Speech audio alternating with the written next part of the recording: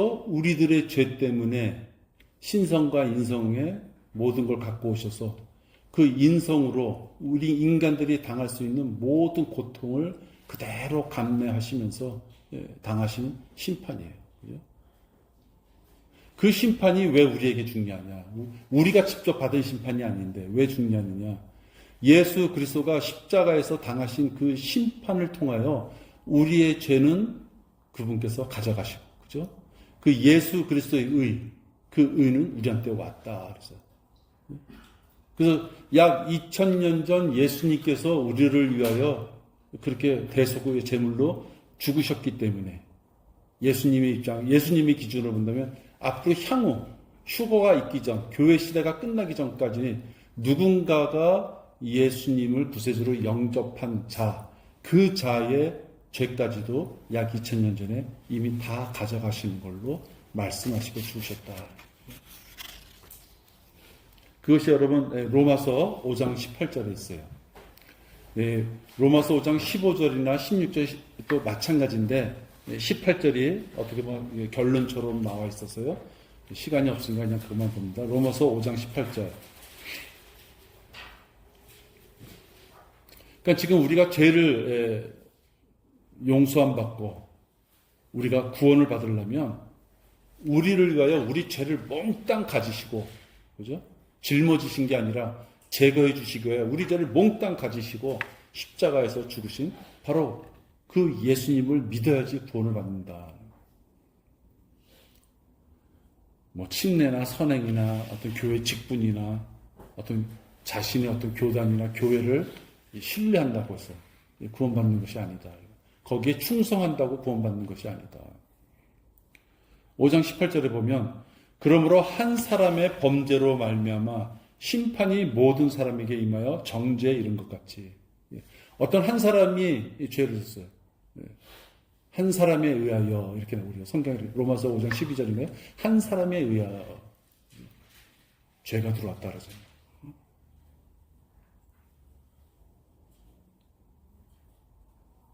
그 선물도 한 사람의 범죄로 말미암아 심판이 모든 사람에게 임하여 정죄에 이른 것 같이, 이제 또 반대로 얘기했어요. 한 사람의 의로 말미암아 값없는 선물이 모든 사람에게 임하여 생명에 의롭다 하심에 이르렀느니라. 한 사람에 의하여 죄가 들어왔고 한 사람에 의하여 예수 그리스도가 우리를 위해 죽으심으로 해서 우리가 생명에 의롭다라는 칭함을 받을 수 있게 됐다. 우리가 무엇을 하여서가 아니라 예수님께서 우리의 죄를 제거해 주시기 위하여 하나님의 구원 계획에 따라서 그 순종함으로 아무런 죄가 없으신 분이 치욕스러운 그 십자가 위에서 스스로 우리를 위해 피를 흘려주심으로써 우리의 죄가 용서되었다라는 하나님의 구원 계획이 이제 완성되어 가는 것이죠. 그죠? 그 하나님의 구원 계획을 믿은 자, 그 자가 구원받을 수 있다. 그래서 로마서 4장 5절 보세요. 좀 앞으로 넘겨보세요. 로마서 4장 5절에 보면 아까 전가라 그랬잖아요. 나는 예수님을 믿기만 했어. 나를 위해 죽으셨다는 그분이 너무 감사해. 나는 그분을 내 마음속에 구세주로 영접했습니다 하고 아멘 했더니만 나의 죄가 십자가에서 약 2000년 전 십자가에서 이미 나의 죄가 다 용서되었고 예수님의 의가 나한테 들어왔다. 어떤 것도 한 거 없다. 입을 벌려서 영접 기도한 것밖에 없어요. 근데 어떤 사람은 또 그 영접 기도한 것이 행함이다 이렇게 얘기하는 사람이 있어요. 성경에서 행함이라는 것은 그런 걸 얘기하는 게 아니죠. 그죠? 행함이라는 건 뭐예요? 몸을 움직여서 땀을 흘려서 내가 가진 걸 어디다 갖다 바쳐서 그런 행함을 얘기하는 것이죠. 우리가 입술로 기도했다. 기도하는 행위를 했구나. 그걸 누가 행위라고 그래요. 그죠? 근데 싸우려고 덤벼드는 사람은 그렇게 한다 이거예요. 로마서 4장 5절에 보면 행함이 없어도 불경건한 자를 의롭다 하시는 그분을, 행함이 없어요. 근데 어떤 자를 의롭다? 행함이 없는데 경건한 자를 의롭다 한 것이 아니에요. 불경건한 자가 어떻게 조금이라도 좀 착한 일을 한 게 없어요. 결국 뭐예요? 현실적으로 보면 나쁜 놈이야. 지금 그냥 딱 보면 나쁜 놈이야. 근데 5분 전에 예수님을 영접했을 뿐이야. 그죠? 이게 그 얘기예요. 행함이 없어도 불경건한 자를 의롭다 하시는 그분을 믿는 사람에게는 그 믿음이 의로 여겨지느니라. 사람으로서는 도저히 이 말을 할 수가 없는 거예요. 지금 내 눈앞에 아주 진짜 못돼 먹은 놈이 조금 아까 예수님을 영접했어요. 예수님이 그를 의롭다고 해줬다는 거예요. 의롭다. 근데 그 의가 어떤 의냐? 예수 그리스도인 거예요. 다른 사람보다 조금 더 이렇게 선하다? 그런 뜻이 아니에요. 여기서 그 믿음이 의롭다는 것은요, 더 이상 네 과거의 죄는 없어. 그죠? 너의 과거의 죄는 약간 덮어놨어가 아니에요. 갈보리 십자가에서 받으시는 그 심판은 예수님께서 인간들이 가지고 있는 그 모든 죄를 한순간에 쌍그리 그냥 다 없애버리는 거예요. 흔적도 찾아볼 수 없게끔. 그러니까 이것은 사람의 힘으로 될 수 있는 것이 아니다 하는 거예요, 사람이. 근데 사람들은 자꾸만 너무 공짜는 싫어요. 그래서 이걸 못 믿는 거예요. 말씀으로 너 예수 그리스도 영접했구나. 어떤 사람이 진정으로 영접했어요. 너 영접했지. 그는 이제부터 너는 의로운 사람이야. 근데 본인 스스로도 웃길 수 있어. 살아보고 애를 가질 거라 그랬더니 뒤에서 웃잖아요. 그죠? 아이고, 내 나이가 몇인데. 어떤 사람이 진심으로 했어요. 그 사람은 지금 그렇게 하면 지옥에 안 간다니까 했어. 진심으로. 그걸 우리가 인정하자고요. 근데 그 사람 보고 너는 지옥에만 안 갈 것 정도가 아니고 너는 지금 아주 의로운 사람이야. 못 믿을 수 있어, 그 사람. 왜? 그래, 내가 그럼 착한 일 좀 더 많이 해야 되겠군요. 그죠? 근데 행함이 없어도 의롭다고 한 표현은 그 정도의 의로움이다. 이런 거예요. 그죠? 이런 얘기를 할 때, 많은 감리교나 장로교나 천주교나 할 것이 꺼내는 것이 야고보서를 꺼내는 거예요. 그들이 야고보서. 행함이 없는 믿음은 뭐라 해서 죽은 것이라죠. 봐라. 신약 성경의 끝부분에 보니까 야고보서가 있는데 거기 보니까 행함이 없는 믿음은 죽은 것이라 그랬어요. 특히 카톨릭이 그 구절을 들고 많이 얘기해요. 그들은 구약 성경과 신약 성경을 나눌 때 성경이 전 천년주의에 입각해서 쓰였다는 것을 모르는 거예요. 그들은 천주교는 무천년 또는 후천년주의 개념이에요. 예수님이 없어도 교황 아저씨가 이 세상을 잘 다스리면 이 교황 아저씨가 평화를 가져온다 이렇게 얘기하는 거예요. 그죠? 그래서 교황이 어디를 가든지 간에 땅에다가 입맞춤하면서 평화 그러잖아요. 그죠? 마치 교황이 예수 그리스도가 할 일을 이 땅에서 다 할 수 있다 이렇게 얘기하는 거예요. 그러니까 그들은 전천년주의가 아니에요. 후천년주의야. 후천년주의는 뭐예요? 점점 잘 사는 걸 얘기하잖아요. 천년 예수님이 재림이 필요 없어. 점점 잘 사는 거. 우리는 뭐예요? 점점 로마서 11장 25절에서 우리는 점점 악이 충만해지는 거. 더 이상 하나님이 더 이상은 니네 그 꼬라지 보기 싫다.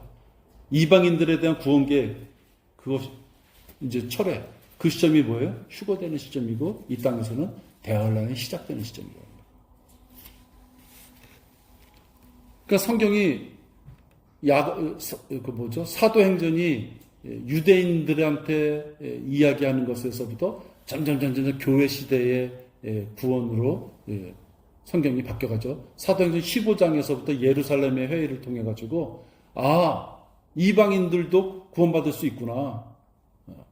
그것이 확정돼. 그러니까 15장을 기점으로 본다면 그 앞에는 전부 가능하면 베드로를 비롯해서 구약의 유대인들에 대한 내용들이 좀 많이 있고 사도행전 15장 이후로부터는 이제는 구원의 그 경륜이 이방인들한테 넘어가잖아요. 그런 것처럼 사도행전 하나만 갖고도 그렇게 보이지만 사도행전, 로마서, 고린도전서, 갈라디아서, 에베소, 빌립보서 쭉 넘어가면서 점점 교회 시대가 이루어지고 교회 시대가 이루어지면서 교회 시대가 끝나면 무슨 시대가 오죠? 하늘에서는 휴고 우리는 이 땅에서는 대환란. 그러니까 바울 서신 13개의 서신이 교회 시대라 보면 바울 서신 13개의 서신이 끝나는 시점에 가면은 이제 대환란 때 구원받는 방법이 나오는 거예요. 그게 야고보서하고 히브리서인 거예요. 그죠? 우리는 오직 믿음으로 구원받지만 야고보서 히브리서로 가면 어떻게 구원받아요? 믿음 플러스 행위. 예수 그리스도에 대한 믿음과 행위. 666표를 받지 않는 것과 우상 숭배를 하지 않는. 그럼 뭐예요? 대환란. 그리고 대환란에 대한 야고보서와 히브리서가 끝나게 되면 이제 맨 마지막에는 요한계시록을 통해서 영원 시대가 요한계시록 20장, 21장, 22장 보면 이제 영원 시대가 표현된다. 그러니까 우리가 지금 이 보는 성경은 앞으로 인류 역사가 하나님 앞에 하나님의 경륜에 따라서 어떻게 이어져 갈지 그 역사적인 미래의 역사적인 그 순서에 따라서 성경이 순서가 정해져 있다는 거예요.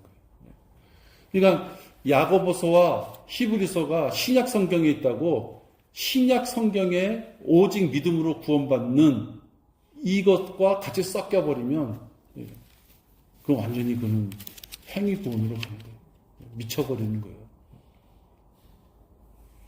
인류 역사상 자기가 죽기 전에 구원의 확신을 갖고 죽을 수 있는 세대는 교회 시대 우리밖에 없는 거예요. 여러분 그거 얼마나 큰 복이에요.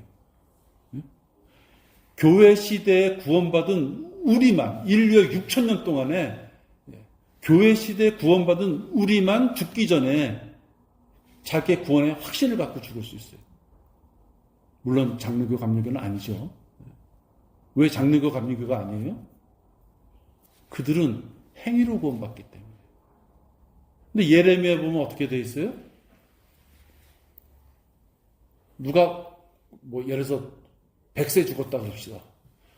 99세 12개월, 99세 10개월까지는 선하게 살았어. 근데 죽기 전에 뭔가 음욕을 탁 품고 있다가 죽었어. 그저는 하나님 보시기에 하나님의 거룩한 위치에 올 수 있는 자가 아닌 거예요. 그죠? 우리 예레미서 예전에도 공부했잖아요. 그게 얼마나 무서워요. 근데 누군가가 99년 10개월을 갖다가 죄인처럼 살다가 이제 죽을 날짜 이제 예를 들어서 2개월 전에 그가 진심으로 회개하고 죽었어요. 하나님은 그는 데려간다 이거예요. 그 하나님의 공의예요. 하나님 그래도 비중을 좀 보세요. 어쩌 그렇게 할 수가 있어요. 그 우리가 얘기할 게 아니에요. 하나님이 구약의 그 사람들을 데리고 우리가 어떻게 그렇게까지 하세요? 그럴 수가 없어요. 왜? 우리가 구원받을 때 우리가 깨끗해서 구원받은 게 아니에요, 여러분. 그죠? 구약의 그 평생을 지저분하게 살다가 죽기 전에 진짜 야구의 뭐 구의 말 투아웃이라는 거 죽기 전에 그가 회개하고 죽었어요. 그래도 그 사람은 회개하고 죽은 거잖아요. 구약의 율법에 의하면 일시적으로 덮어주는 동물의 피로 드려지는 피의 제사지만 어쨌든 그는 그 하나님의 명령에 따라서 그 율법의 제사에 따라서 순간적으로 덮어지는 죄일망정 죄를 덮고서 하나님께 간 거란 말이에요. 근데 여러분 우리는 누군가 여러분 교회 복음을 전해서 여러분을 영접했을 때 깨끗해서 영접받은 게 아니라는 거죠.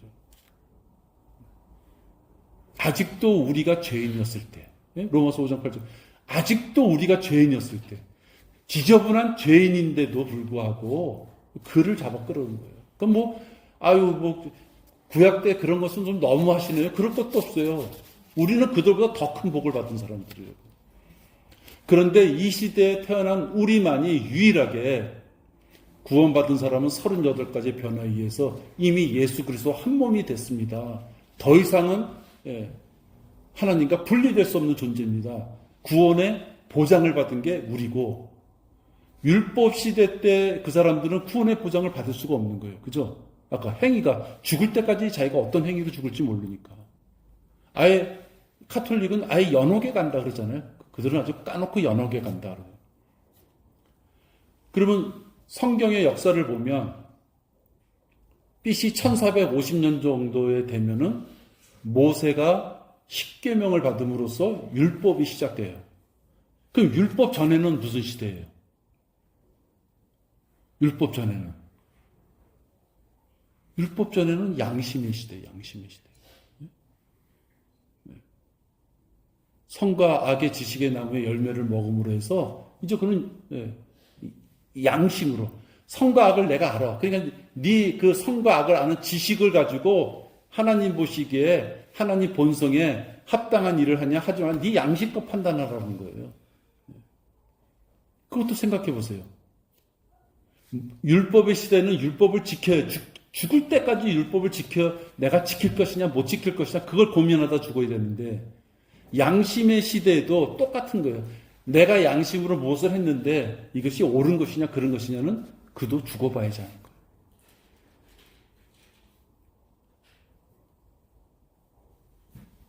따라서 인류의 역사상 6,000년 동안에 죽기 전에 내가 하나님과 같이 살겠구나. 왜 살아? 목사가 말을 잘해서 그게 아니라 성경에 그렇게 되어 있으니까. 그죠? 네. 그게 우리밖에 없는 거예요. 그게 얼마나 큰 복이에요. 그죠?